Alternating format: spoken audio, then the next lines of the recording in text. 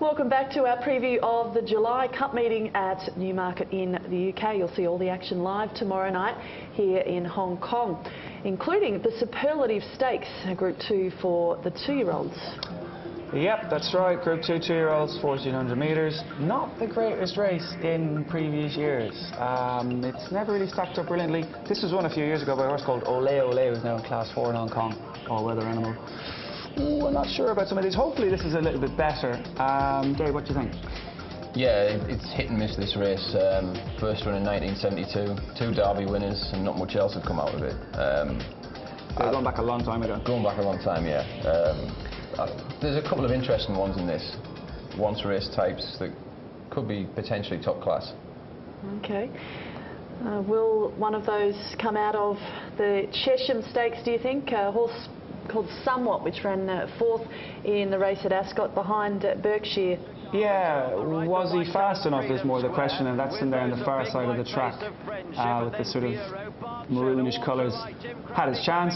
It just looks like a horse who wants a bit further. I thought he might be looking for a mile already, you know, and this is over 7. He was fancied in the race, 5 to 1. He was saddled up after winning his debut. Yeah, that's right. And from a good stable, Mark Johnston, Johnny Murtagh to ride, so positives there, but looked a bit pedestrian, I thought, in the finish. And the winner was highly impressive, wasn't he? Yeah, that's right. That was Berkshire, as you say. Yeah, and Bunker was second. He was entered for this horse, for this race, the second horse. Has not taken his place. I've seen stronger fields for a Group 2. Definitely. I'd be sceptical about that Chesham Stakes. The winner looked too easy. The rest I'd worry about. You'd be worried about that Johnston horse. Johnston horses usually, if they're going to go off in front, they're going to battle and battle and battle right to the end, and he didn't. He folded quite tamely. Okay. Just plugged on. Well, let's have a look then at the Coventry Stakes. This was won by Aidan O'Brien's War Command. Rosso Corsa comes out of the race finishing 9th. Again, had his chance. You see him there. He's flat to the boards there with 400 metres to race. Not going a whole lot quicker. Probably the step up and trip would suit. Needs to improve, clearly. I mean, the winner here was very, very good, wasn't he? Yeah. But is he staying on much? He's not really. Then again, you know, there's no real excuse and biases or anything like that. So you could make stronger cases for others, I would think. He's just in a class of his own, the winner, though, isn't he? He was a big price as well here that night, wasn't he? He was like apparently they thought he was the 3rd choice of the O'Brien string. Sometimes they don't know. Okay, so we probably need to look beyond the Chesham and Coventry Stakes for the potential winner of the Superlative at Newmarket. Let's talk about some of the other horses which line up tomorrow night, namely Good Old Boy Lukey. Now, he's unbeaten, his horse, 2 from 2. Yeah, I like his name. He's won 2 from 2, as you say. Connections are strong. Richard Fahey, the horse who was 2nd in the Coventry there, Parbold. He was considered for this race initially, and they thought this guy would be more of a stronger contender. So Ryan Moore's riding looks good to me. I'd be happy with him. His 2 runs were up north, and Newcastle and Hamilton. Yeah, in Scotland. Yeah.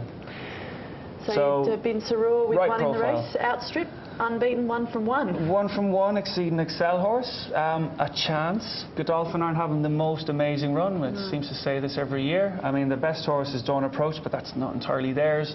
So, yeah. Well, they can ready one for this meeting. They can. He's a well-bred horse. He's out of a Grade 1 winner. Won well enough first time out without being too spectacular. So he'd be in there with a chance. Okay, and should we comment on the likes of Recanted, Vigor and also Washar? Yeah, both of the Recanted and Washar, like they've all won, haven't they? So not done anything wrong so far. To be honest, we don't know a whole lot about them. This is obviously a lot stronger, but I made a case for Recanted and Washar. Yeah, me too. Washar especially. I mean, there's a lot of guesswork here. With Recanted and Outstrip, the horse that finished 3rd to Outstrip also finished 3rd to Recanted, so there's a little bit of a tenuous form line there.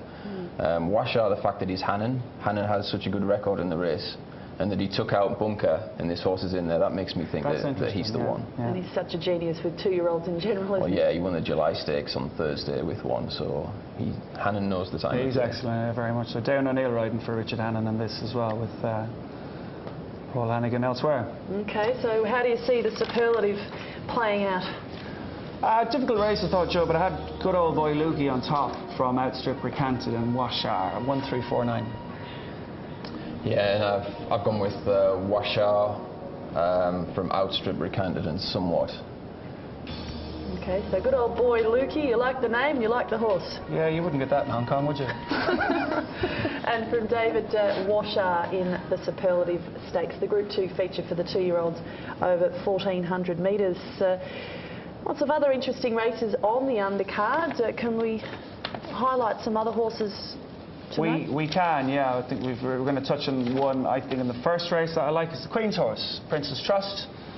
Is that named after Prince Charles? Who knows? Could be, I don't know.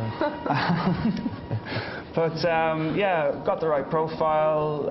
Richard Hannon also, 2-year-old Richard Hughes. Yeah, I like him in the first. I'll bookend it as well. Havana Cooler. I think Dave has gone for the same horse as well in the last race.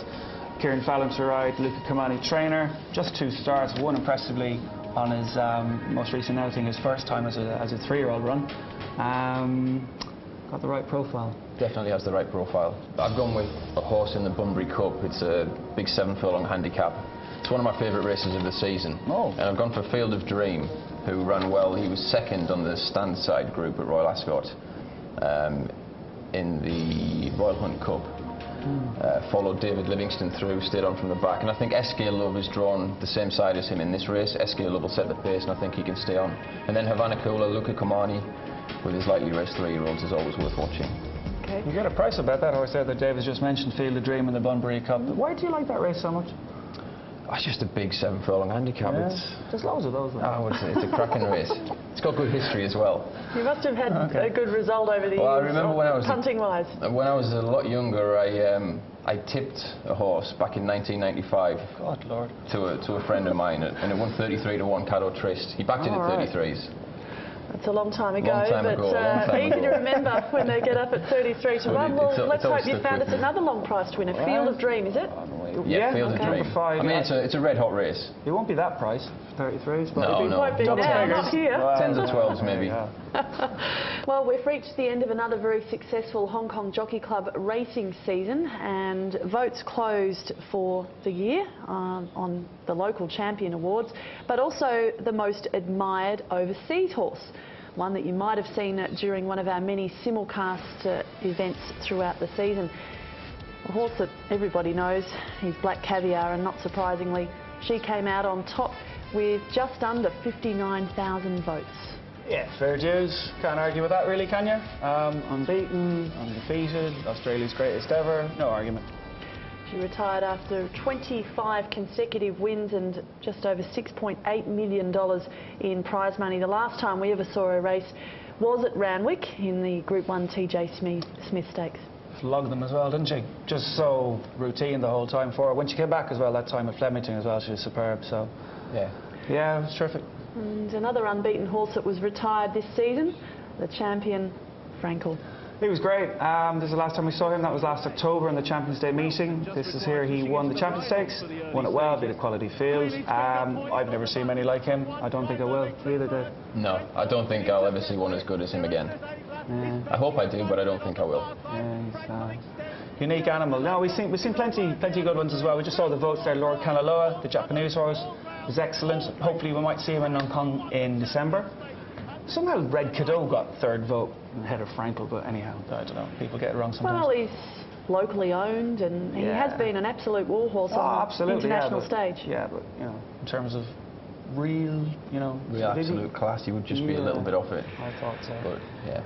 Well, a horse that emulated Frankel recently in the St James's Palace Stakes was Dawn Approach, and this was one of the great highlights that we've seen on our simulcasts. Yeah, tricky race, wasn't it? It got very messy around the furlong pole. All sorts of horses being bumped together as well. A very exciting race. Just right there it happens, yeah. I mean, you've got Dawn Approach coming back from that horrible run in the Derby, so there was questions to be answered, and then Toronado, who brought it to him. And what's really good about this race is that Dawn Approach just digs so deep, and he shows that he really is a top-notch animal. And now we can look forward to hopefully seeing these horses rematch. And there's some relevance to Dawn Approach as well on the Hong Kong front. Designs on Rome, who won a Class 1 race here last week, was beaten 4 lengths by Dawn Approach as a 2-year-old. So gives you some sort of gauge as to how good that horse is, Dawn Approach. One of my highlights during the simulcast season was in Australia, the world's richest 2-year-old race, and the win of Overreach. There she is, the filly on the rail in the orange colours with the brown spots and the white cap. They are being carried by none other than Tommy Berry, who's just completed a very successful stint riding here in Hong Kong, and it was this ride in the slipper that really paved the way for his success story here. Yeah, and after this he won the Doncaster, then he went Sacred Falls, and then came here, wins the military attack on his very first day. He's been gold the whole way. He's very good, isn't he? He definitely is. He looks the real deal to me, this boy. He looks like he could go on and become an exceptional jockey. Right now he's very good. He could be exceptional. Under immense pressure, that was as cool a ride as you'll see. Yeah, flew the gates as well, box seat, picked up, yeah, very good. But it's been a pattern, he's been doing it all the time here routinely, so... and he's only going to improve, you think, so yeah. Hopefully you see him again next year at the back end of next season. I'd imagine we will. Of course, he was offered a full-time stint here, but has elected to go back to Australia, and no doubt we will see him here, as you say, at the latter end of the season. He's still young, he's only 22, so yeah. Okay. That's the go. Well, thank you both for... your analysis of the July Cup meeting, and you'll see it all here tomorrow night in Hong Kong, and it will be the final simulcast meeting of the season. I think we're back with the start again at the Cox Play, or no, the Arc. The Arc I think will be our first, the first Sunday, and yeah, we've got the Japanese race as well on the same day, the Sprinter Stakes. So yeah, we'll have a nice break though in the meantime. Enjoy your time in the spelling paddock. Oh, I will. Definitely. Enjoy a good summer. All right, look forward to seeing you tomorrow night, Jerry. Indeed, yeah, we're back on duty. Yeah, that's all right. We can do that, and we'll find a few winners. And we hope to have your company too for the July Cup meeting starting at just after 9 p.m. tomorrow night here in Hong Kong. See you then. Bye for now.